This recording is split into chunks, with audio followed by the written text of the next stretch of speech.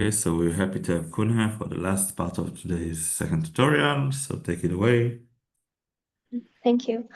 So in the previous part, Eric has shown how calibration provides a nice language of describing, like when you're doing a single agent decision making, how much information do you need in order to make optimal decisions. And in the second part, we're kind of going to switch gears to multi-agent decision making.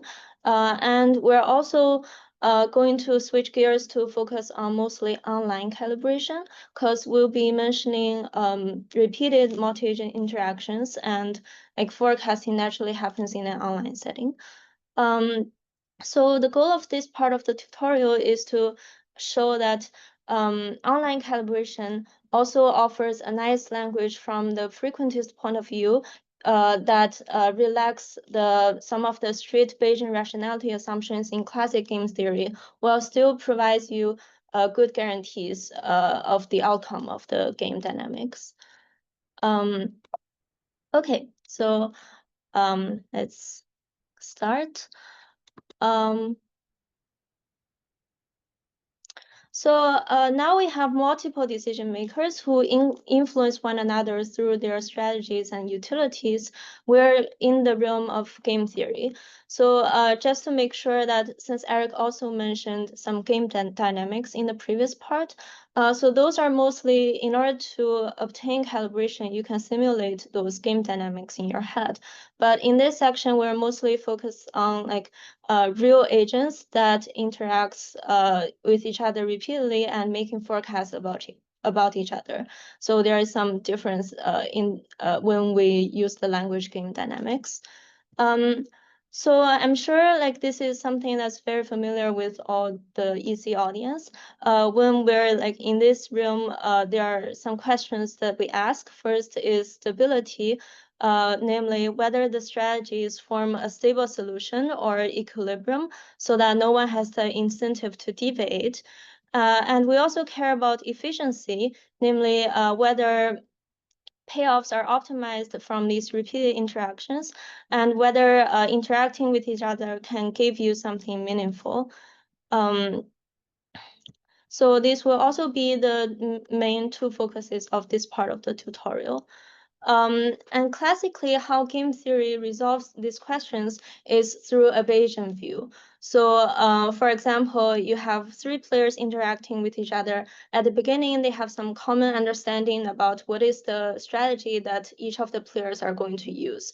So for example, they all agree to draw their strategy from some joint distribution of actions, and it is stable if everyone is happy with it, like no one have a unilateral profitable deviation. However, if we employ this view in practice, there are some challenges that make it hard to employ. First of all, this assumption of common priors are kind of hard to achieve. So usually when when you interact with a bunch of other players, you don't begin with knowledge about how they will act. Instead, you sort of gain the knowledge of their actions through repeated interactions with them. And the second challenge is that commitment is also hard due to the lack of credibility. So in an offline setting, if this interaction only happens once, you can sort of commit to some action and seal it somewhere so that you have credibility. But if you repeatedly interact with someone, everything happens only once, and it's really hard to check whether you're following your commitment or not. And there are also the Bayesian view of learning, which is using the language of posterior update. So let's say the player has agreed on some common prior, but maybe they diverge into different posteriors because of their different private observations or different life experiences. And they can send messages to each other to exchange knowledge, and this will reflect in their posterior update or knowledge partitioning.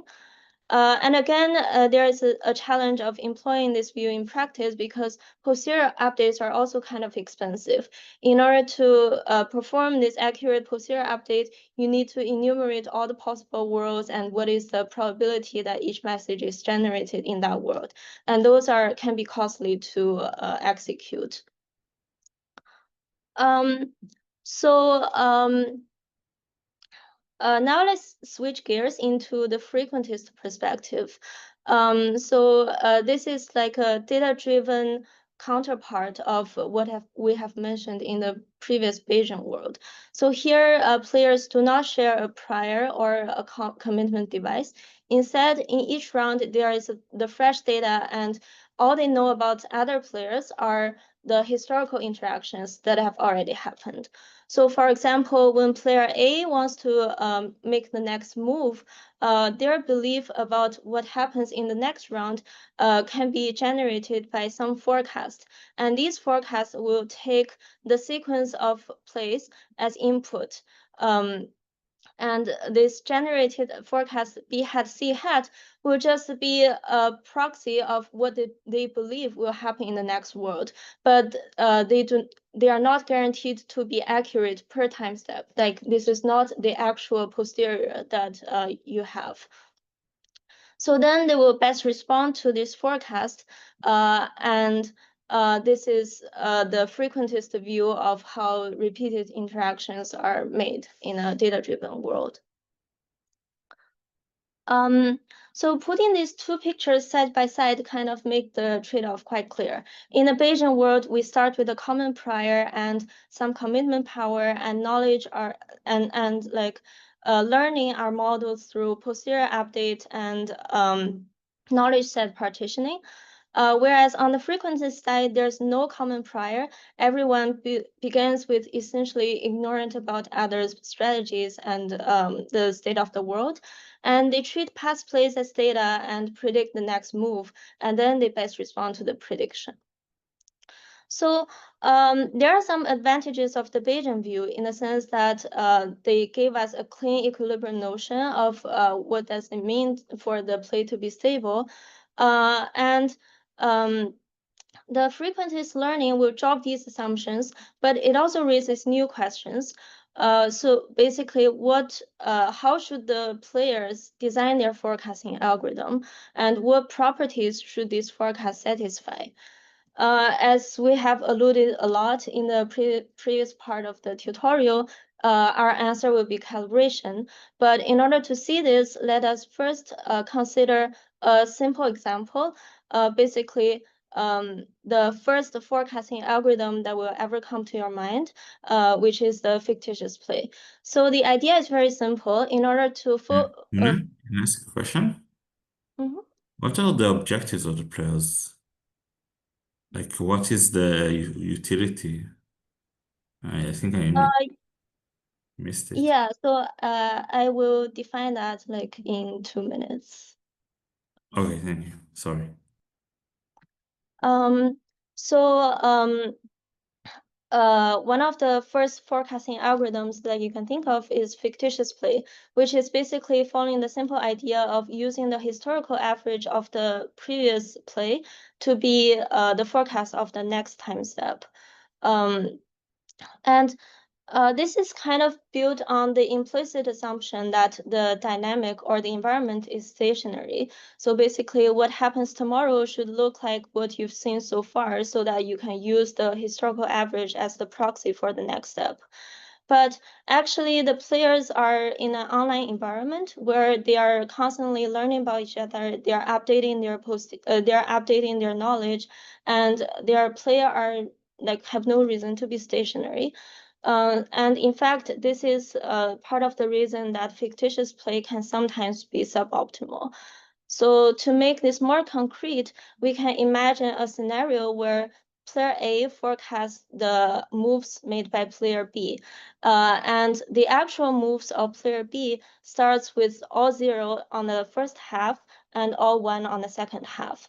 So player A's forecast, which are the time average, will naturally be all 0 on the first half. But once the player B switches to playing 1, it takes a long time for player A to adjust their forecast. And in fact, the forecast will just slowly increase from 0 to the point of 0.5. But in reality, the second half has all the plays in the second half are won. So the average forecaster is severely biased in the second half, and it is underestimating a lot. So this is an example where the forecaster is not well calibrated. And why would this be problematic? Well, you can imagine that the BT that player A are forecasting are actually some prices in a sequential pricing setting. So BT are the prices that player B sets, and player A can decide whether to buy this item or not, but without knowing the price a priori. And if you're like constantly underestimating the price, then you end up buying a lot what you cannot afford. So that actually gives a lot of regret. And this is formulated in some earlier paper of like how mean-based agent can be strategized against in these repeated interactions. Yeah. So, hey, is it the issue because of the binary property of the action, like you purchase or not purchase, or like if we had like a spectrum of actions, like it was continuous, would have we still face this issue? Or like, Not sure if I hear you clearly, but are you asking like, what are the action spaces? can you hear me now better? Like, Yeah. Now it's much yeah. So better. I was asking, like, is this issue caused by the fact that the action is binary specifically? Like here you said we purchase or not purchase, and like there was only two options. But if there was we were in an application that we had a continuum of actions, then we wouldn't see such an issue. Yeah, that's a great question. So I guess in this example, I made the actions binary for ease of like, because it's a very extreme example where it's very clear that you have uncalibrated forecast, but you can also construct similar examples in a continuous world. So like the point of this part is to show that fictitious play is not a calibrated strategy. And as a result, you can sometimes lose a lot of utility because of lack of calibration. Okay. Okay, thanks for the question. Yeah, so as we've alluded to, calibration should be the property that the forecaster tries to satisfy. And actually, the meta idea of this line of work of using calibration in games can be roughly described as using calibration as a minimal rationality requirement that does two things at once. First, it is data-driven so that the players can reach calibration by just looking at what happens in the past and employ some natural online forecasting algorithms. And second, it still delivers system-level stability and often optimality outcomes that you would expect in the Bayesian world. So we can think of calibration as a bridge between the Bayesian world we want and the frequency-based world that we actually live in. And the analysis of such game settings can usually be decoupled into two parts. The first question is feasibility, whether players can reach calibration using simple and efficient and natural outcomes. And the second part is natural algorithms. And the second part is once you have satisfied the calibration property, what outcomes should you expect from multi-agent repeated interactions? And calibration is a particularly attractive property because it is first easy to like. It is there are a lot of algorithms that satisfy online calibration, and in fact, once you're forecasting about the world, calibration is usually viewed as the minimal proper guarantee so that your forecast actually means something. And second, we will see in lots of examples that in the long run, calibrated forecasts can usually recover the stable or optimal outcomes under the Bayesian rationality world.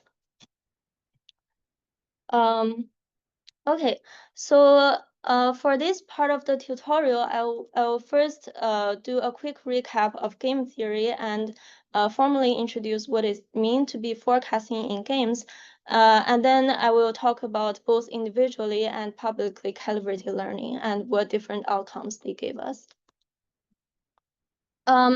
Okay, so to have a quick recap of the game theory basics, here we have n players, and each player have a pure strategy space and a mixed strategy space, which is basically a distribution over the pure strategy space. And the payoff function is a mapping from the joint action to real values. And you can also naturally extend this to mixed strategy by taking expectations. And given mixed strategy of the other players, we define the best response for a particular player I to be the action that maximize this should be argmax, the action that maximize their expected utility under that strategy distribution of the other players. And we also have the standard definition of correlated equilibria and Nash equilibria. Basically, correlated equilibria is when every player conditioned on the action that they are currently assigned to play, there is no incentive to deviate. And Nash equilibria is when correlated equilibria also happen to be a product distribution. Okay, so we've mentioned before that whenever a player has uncertainty about the environment, what they will do is to form an estimate or forecast about the other players using the past data. So what are the format of forecasting? Well, it's very convenient to encode the player's pure strategy as one hot vector so that you are really forecasting in the simplex space. And when you have multiple players, there's also the difference of whether you forecast their correlated strategies or you forecast their product strategies. But because each player makes their action independently, so it suffices to forecast in the product space so that the entire dimensional forecasting isn't too huge. For example, if player 1 is trying to forecast player 2 and 3's strategy, then they are just trying to forecast this 5-dimensional vector. So in high-dimensional calibration, there used to be this curse of dimensionality, meaning that if you want to forecast a d-dimensional vector, it can sometimes require exponential in d rounds of interactions. But there's a recent paper that shows that you can actually achieve polynomial in D if you treat the accuracy target as a constant. And we'll also see later that sometimes you don't need this full calibration. As Eric mentioned, you can define these conditional events that you want your forecaster to be unbiased to. And it suffices to treat these events as the best response polytopes that we've mentioned before. And once you have that, the protocol of forecasting games is that for each time step, each of the player forecasts the other player's actions using the past interactions as data and output a probability distribution of the next step, and then they best respond to it. Then at the end of every step, there is a perfect monitoring, meaning that all the actions are then observable by all the players in the current round. And I want to remark that these dynamics can be viewed as uncoupled because for each player to form an action, all they need to know is their own utility function, and they don't need to have any knowledge about the other player's payoff function. Okay, so in the next part, I will talk about individually calibrated learning and show that how it induces correlated equilibria in simultaneous move games and stackable equilibria in principal agent games.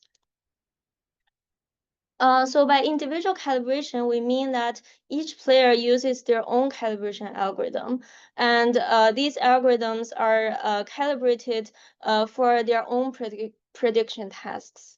So more formally, In an online setting, we define calibration when conditioned on the predictions, the empirical distribution of the actual outcomes are roughly unbiased. And more formally, this is showing the ECE notion of calibration. So if you sum over all the possible predictions that can appear, then the bias, which is the prediction minus the empirical average of what you're trying to forecast conditioned on this prediction being made, should converge to zero if you properly weighted according to how many rounds this prediction is predicted. Okay.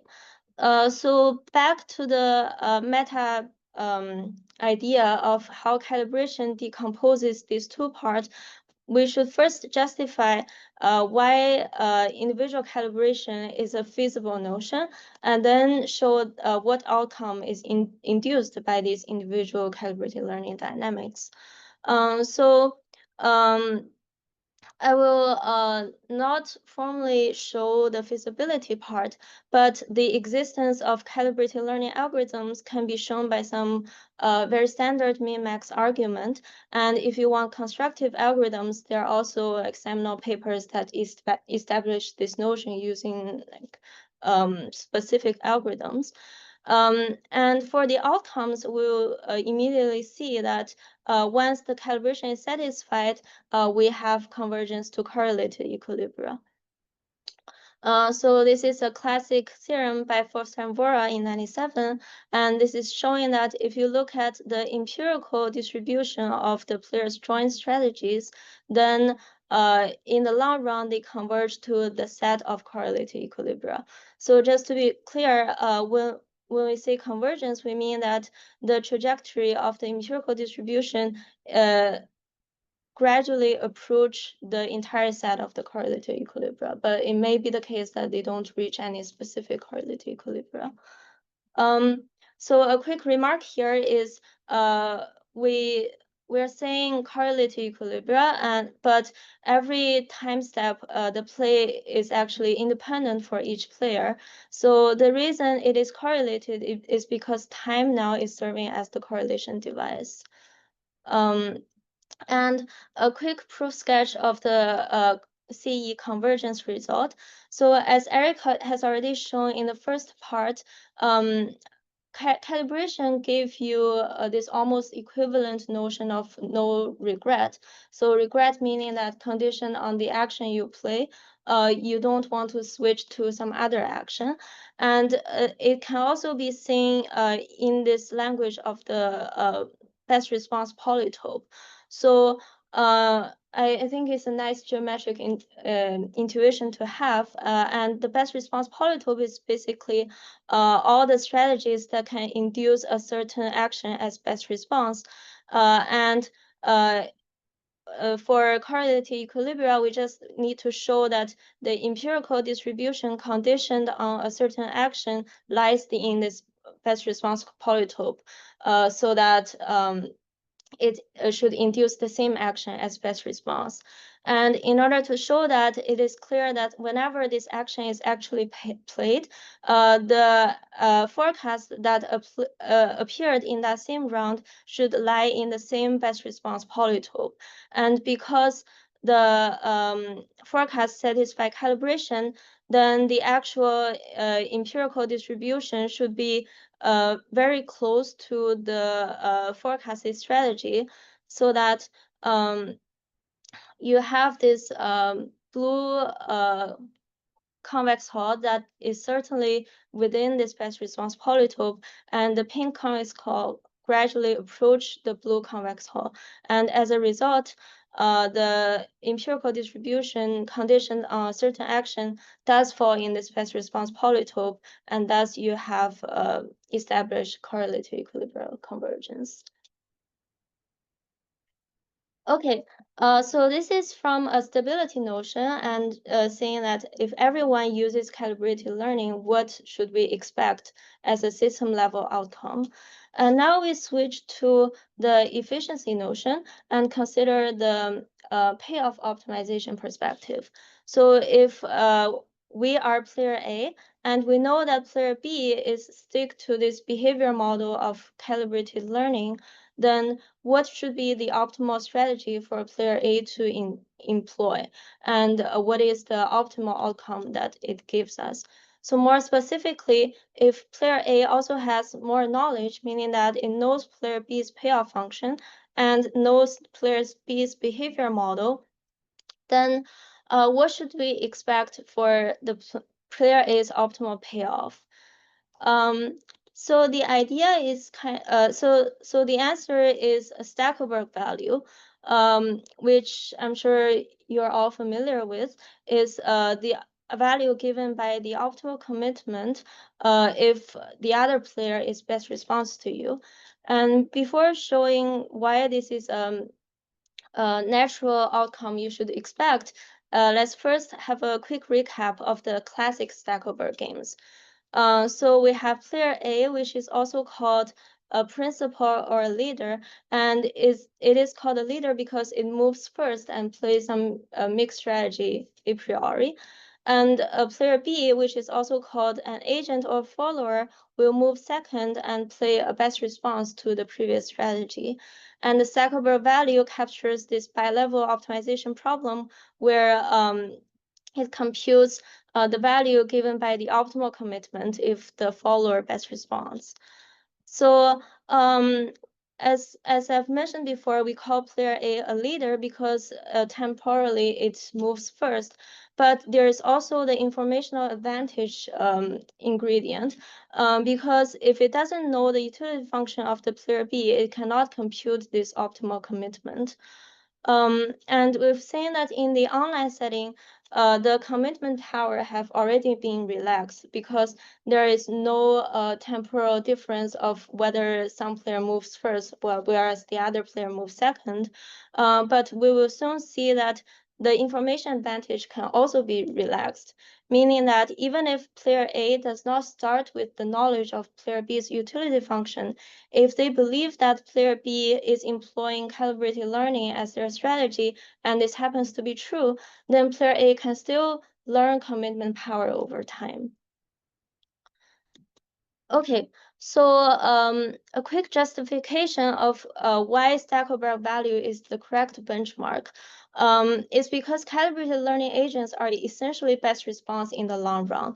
On the one hand side, if the principal knows the optimal strategy, then they can just repeatedly employ this strategy, and this will make sure that the other player gradually converges to best respond to this strategy. And on the other hand, calibrated learning also has this guarantee of ensuring that the principal does not extract more than V star of the utility, even when they know that the utility function of the other player. So this is because if player B is calibrated, then our previous proof sketch of the correlated equilibrium still hold in a one-side version, meaning that player B still have no swap regret. And if that is the case, we can just decompose the empirical play into rounds where each action of the each action of player B is being played, and within that world, we know that player B is the best response to the empirical distribution, so that this optimization problem cannot have value higher than V star. And it actually have a deep connection to the line of work on strategizing against players in repeated Stackelberg games.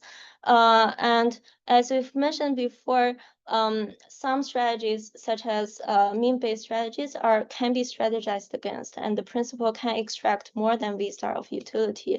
But if the other player is calibrated or equivalently when they have no swap regret, then the principal cannot exceed this value.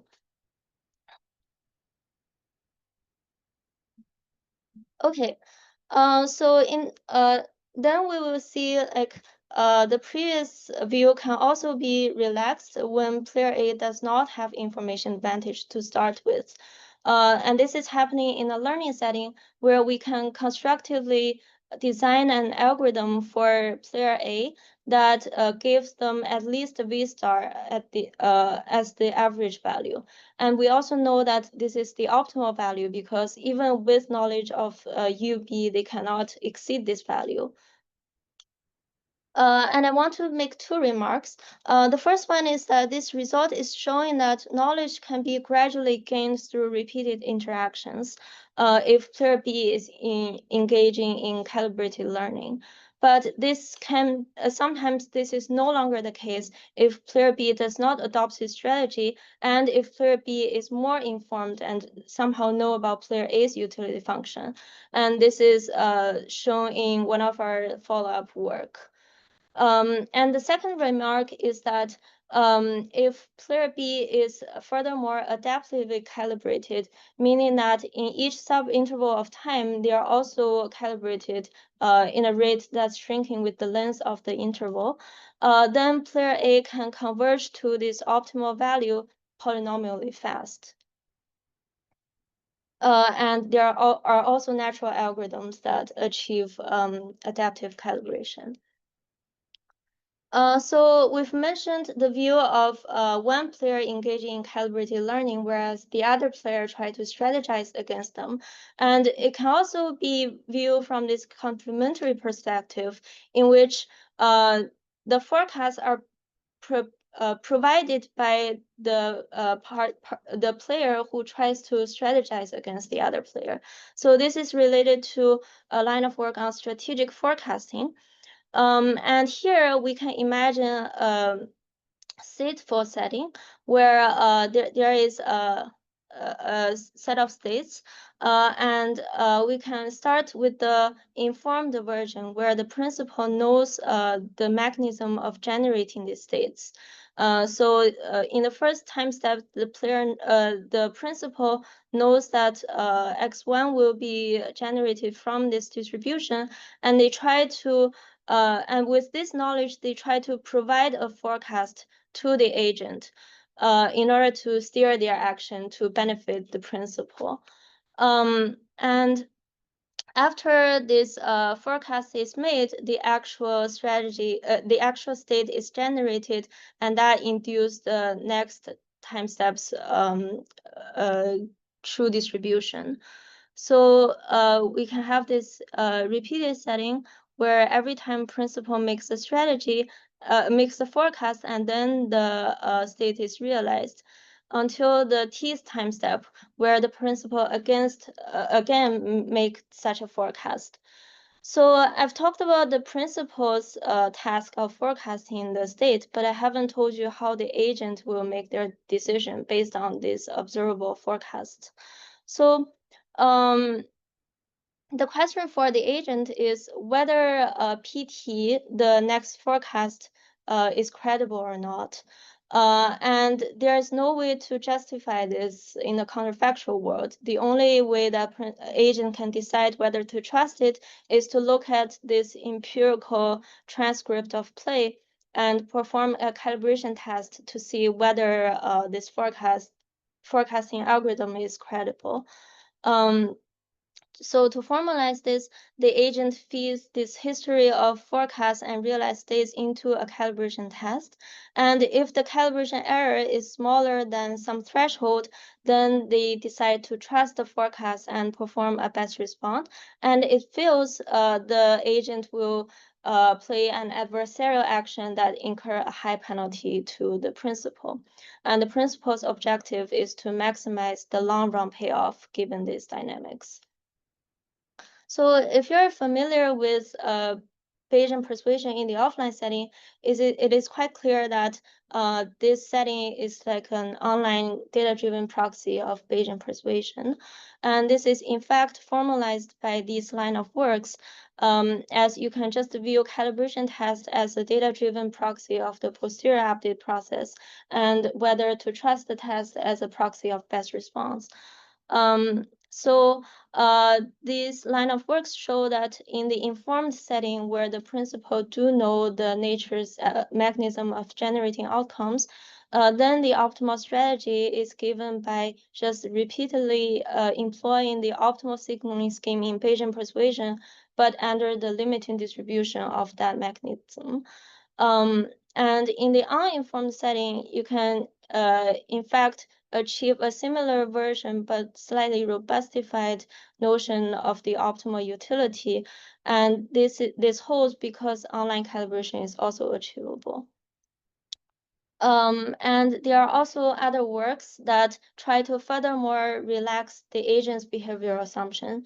Instead of best responding, they don't assume any like best response behavior of the agent. For example, these two works relax the agent's behavior assumption to be that they are counterfactual internal regret, which is roughly corresponding to calibration, but with respect to both the empirical sequence of principles action and also some counterfactual action if the principle employs a different strategy. Okay, so those are the individual calibrated learning part, and now we're going to see a different protocol called the publicly calibrated learning, and show that how it gives us convergence to Nash equilibrium, and also how it has the nice connection to agreement. So the key takeaway that I want to express through this part is that we can view calibration as a data-driven counterpart of the Bayesian update. And to furthermore exploit this connection, if we're wondering how to select the conditional events for calibration so that it induces meaningful outcomes in game dynamics, we can take a look at what are the observations that are used to make posterior updates in the Bayesian world. And those should be your proxy of how to select the conditional events for calibration. So to make this more concrete, we have previously seen that individual calibration gives us time average guarantees. And this is because each player's forecasts are only unbiased, conditioned on their own forecasted value. So the question is, what type of calibrated learning dynamics can let you achieve equilibrium per time step? If we go back to the Bayesian world and we want to achieve equilibrium simultaneously, then at least you should know about what your opponents believe about you, because even Nash equilibrium, there are many of them, and to select a consistent Nash equilibrium that everyone plays, they should somehow coordinate about what their belief about each other's strategy is.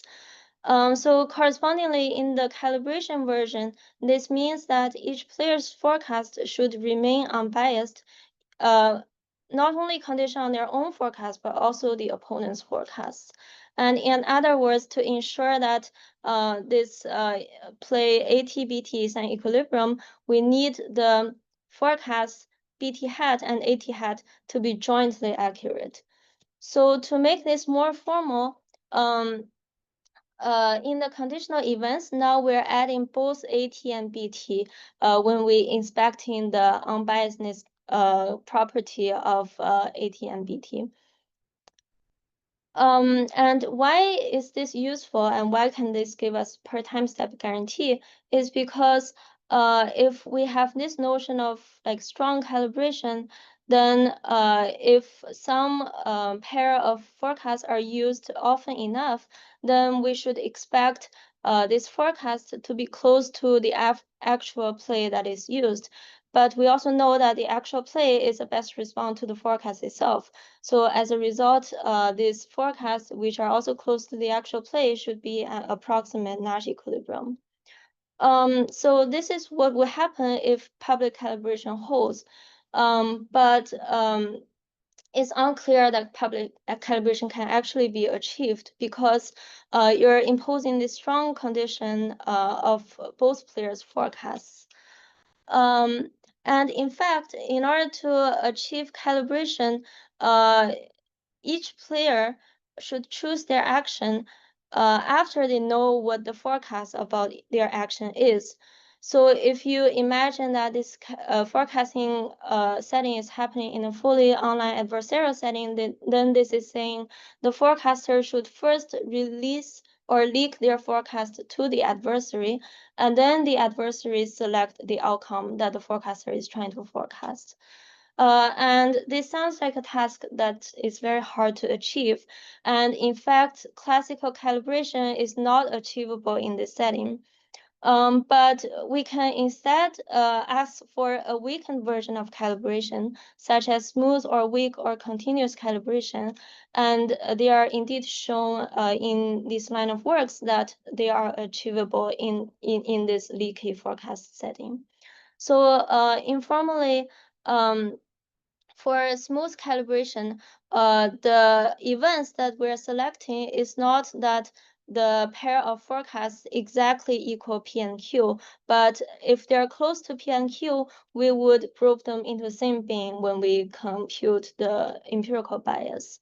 And more formally, you can imagine this continuous function on the space of joint forecasts and ask the empirical bias to be converging to zero if you weight each time step according to these functions.